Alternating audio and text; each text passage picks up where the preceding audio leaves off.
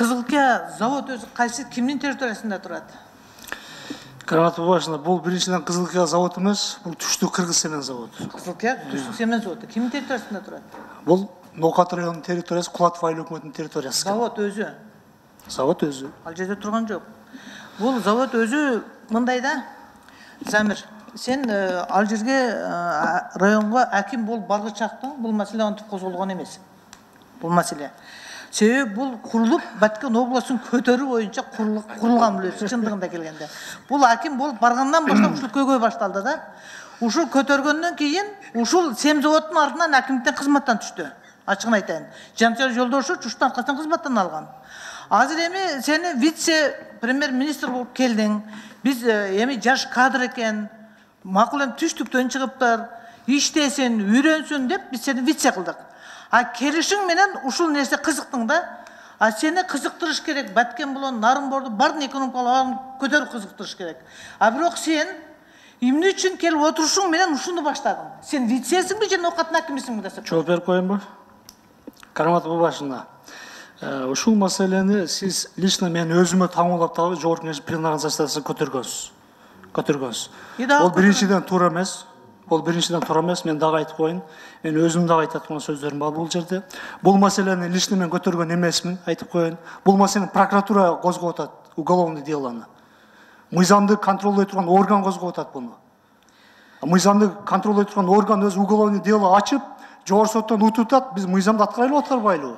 Экинчиден, мына кеңеш машу комитет мүчөлөрүгө айткым келет. Бул жерде Ноқаттын прокуратурасы эмне үчүн ошонун демилгеси менен көтөрүлгөн бул маселе. Эмне үчүн Ноқат райондук прокуратура маселе көтөрүп маселе. Кечирип коюңуз. Кечирип коюңуз. Үчүнчү суроо, токтоп туруңуз. Мен аким болуп барганга чейин бул иш прокуратура тарабынан көтөрүлгөн. Сиз мынтип айтпаңыз. Үчүнчүдөн айткым келет. Бул семзаводко. Үчүнчүдөн.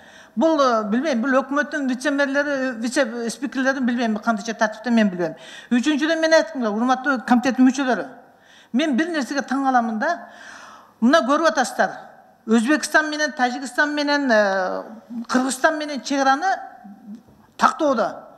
Ушу келишим түзүп, жерлерди алмаштырып атат. Чтобы стабилдикти кармаш үчүн. Эки мамлекеттин ортосунда элдердин немеси бузулбаш үчүн келишимге келип атат. Ошо елден канча туполоң болсо дагы. Неужели ушу Ноқат менен Кызылкия ошо товарын алып атат, ушул келишимди биз үчүн чече албайбыз да? Мен ошол таң калтырат да. Эми Ошто 4 завод, даже 7 завод дагы бирөө кетет. Оштун абалы дайым болуп атат. Эгерде чыныгы вице-премьер-министр болсо, Баткендин абалын түшүнүп турса, мына Эльвира Сурабалдиева эң туура айтат. Мына Искендер Кайыпкулов өзү Баткенде аким болуп келген. Экөөнү Ош менен Баткенди салыштырып коет. Реальный чечим чыгарам, мен настоящий патриотмун десе, анда лучше буга тийбеш керек болчу.